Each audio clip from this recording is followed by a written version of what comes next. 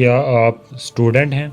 تو آج میں آپ کو ایسی ٹیکنیک بتانے والا ہوں جس سے آپ کی اسٹوڈنٹ لائف آسان ہو جائے گی۔ اس سے کوئی فرق نہیں پڑتا کہ آپ اسکول، کالج یا یونیورسٹی میں پڑھتے ہیں، بلکہ یہ ہر طرح اور ہر عمر کے اسٹوڈنٹ کے لیے ایک انمول موتی ہے۔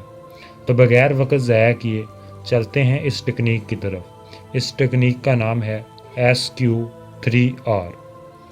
وہ اسٹوڈنٹس جو کہتے ہیں کہ ہمیں تو سبق یاد نہیں ہوتا، یا یہ کہتے ہیں کہ یاد ہونے کے بعد بھول جاتا ہے، تو سمجھ لیں آج سے اس ویڈیو کو دیکھنے اور عمل کرنے کے بعد آپ کو یہ مسئلہ درپیش نہیں ہوگا۔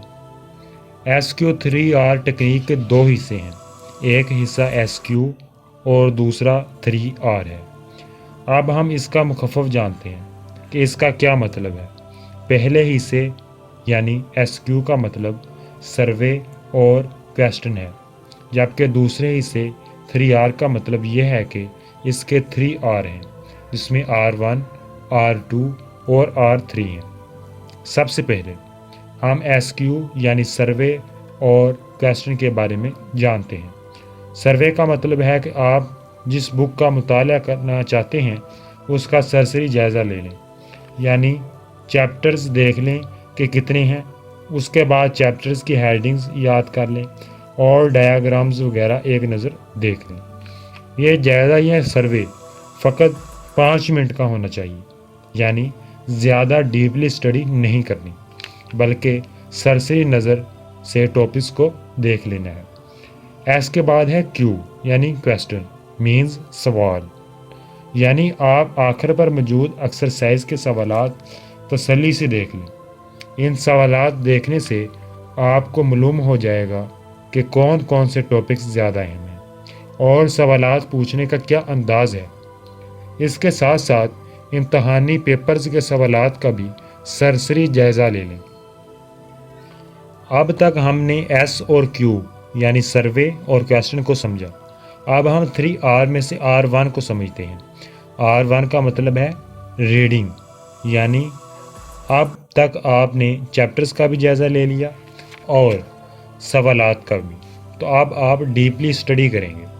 اس ڈیپلی اسٹڈی میں آپ نے تمام امپورٹنٹ لائنز، ہیڈنگز اور فارمولاز کو ہائی لائٹ کر لینا ہے، تاکہ دوبارہ آپ کو پریشانی نہ ہو، بلکہ پہلے سے امپورٹنٹ چیزیں آپ کے سامنے ہوں۔ اس طرح R1 سے ریڈنگ، یعنی ہم نے ڈیپلی جو ہے وہ ٹاپکس کی ریڈنگ کرنی ہے۔ اس کے بعد R2 ہے، جس کا مطلب ہے ریسائٹ، یعنی اونچی آواز میں یاد کرنے والے ٹاپکس اور لائنز جو امپورٹنٹ ہوں ان کو پڑھنا ہے۔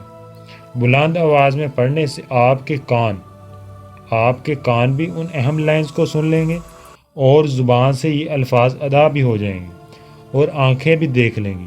تو اس طرح یہ تمام جو ہے وہ اعمال سے آپ کے جتنے بھی امپورٹنٹ ٹاپکس ہوں گے آپ کے ذہن میں بیٹھ جائیں گے۔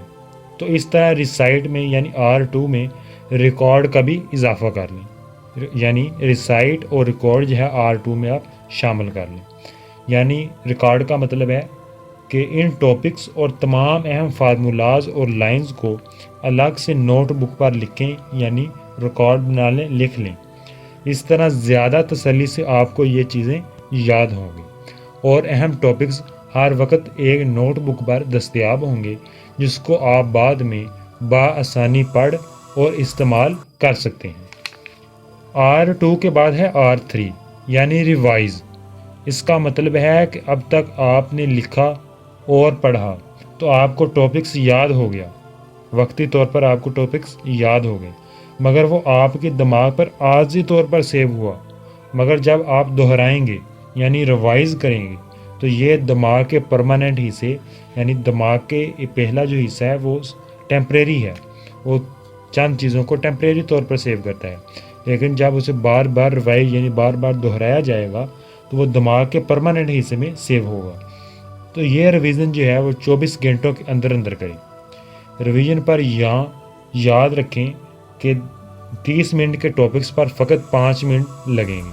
اس کے بعد ریویژن جو ہے وہ تقریباً 7 دن تک آپ جاری رکھیں، یہ عمل جاری رکھیں 7 دن تک۔ تو یہ ٹاپکس جو ہیں آپ کے دماغ پر مستقل بنیادوں پر سیو ہو چکا ہوگا، یعنی اب جو ہے وہ بھولنے کا سوال ہی پیدا نہیں ہوتا۔